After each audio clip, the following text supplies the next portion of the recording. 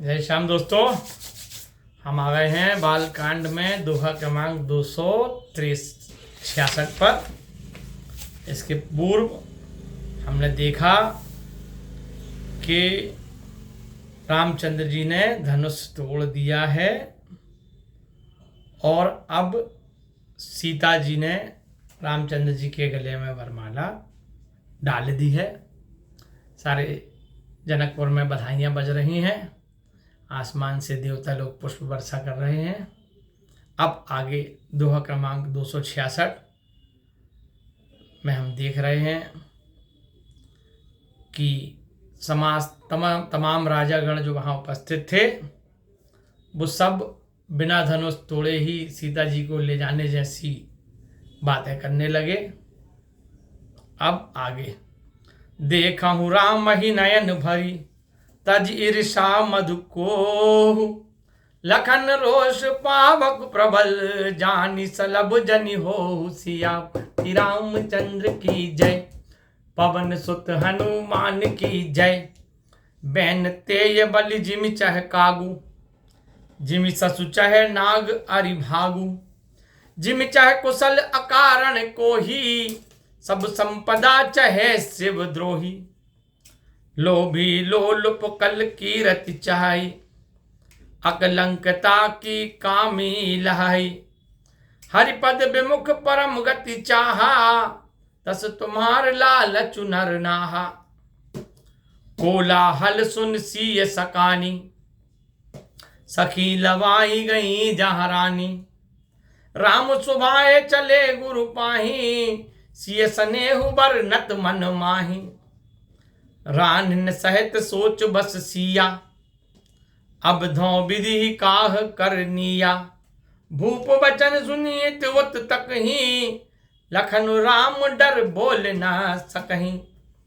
तुलसीदास जी कहते हैं कि जब सारे राजा धनुष तोड़ने के बाद ऐसा शोर करने लगे कि बिना धनुष तोड़े ही सीता को ले चलो, युद्ध लड़ लेंगे, जीत लेंगे, तब उन राजाओं के लिए साधु लोग बोले कि बैर घमंड और क्रोध छोड़कर नेत्र भरकर श्री रामचंद्र जी को देख लो और लक्ष्मण जी के क्रोध की प्रचंड अग्नि में पतंगे बनकर जलने के लिए मत जाओ, अकारण क्रोध मत करो।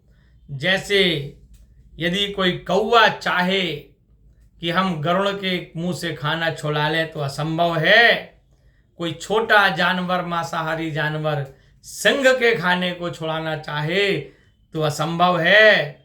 और बिना कारण क्रोध करने वाला अपनी कुशलता चाहे तो असंभव है। और शिव जी का बैरी सुख संपदा चाहे तो नहीं पा सकता।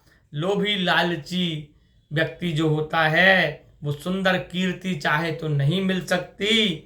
जो कामी मनुष्य होता है, जो पर स्त्री पर बुरी नजर रखता है, उस पर निष्कलंकता उसको कभी नहीं मिलती, वो कलंकी ही रहेगा। ऐसे जैसे श्री हरि के चरणों से विमुख होकर कोई मुक्ति चाहे तो असंभव है, वैसे ही साधु जन बोले हे राजाओं, तुम्हारा लालच व्यर्थ है।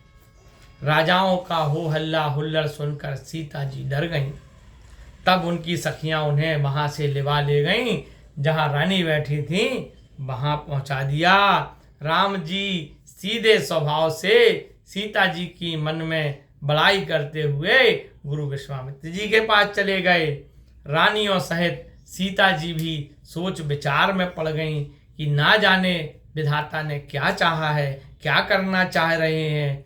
तब तक उन राजाओं की बातचीत सुनकर लक्ष्मण जी इधर उधर देखने लगे। क्रोधित हो गए लक्ष्मण जी, परंतु राम जी के डर से कुछ कह नहीं सकते थे। बोलिए राजा रामचंद्र।